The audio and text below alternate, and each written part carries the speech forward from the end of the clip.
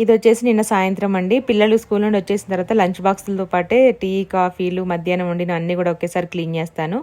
ఈరోజు మార్కెట్ పెట్టారు, కూరగాయలు తీసుకొచ్చాము. చాలా ఫ్రెష్గా ఉన్నాయి. వంకాయ అయితే నా ఫేవరెట్. మీకేది ఇష్టం తప్పకుండా కామెంట్ అయితే చేయండి.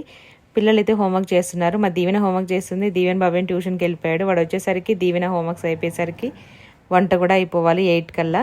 ఇంకా ఇంట్లో పని చేసుకుంటూ వంట కూడా చేసేసుకుంటాను. మ్యాక్సిమం చాలామంది అయితే కొన్ని రెసిపీస్ దగ్గరుండి చేయాల్సి వస్తుంది. కొన్నేమో అవసరం లేదు, మనం తాలింపు అది వేసేసుకొని పక్కన వేరే పని కూడా చేసుకోవచ్చు. నేను అలాగే చేస్తాను. కూరగాయలు కూడా అంతే.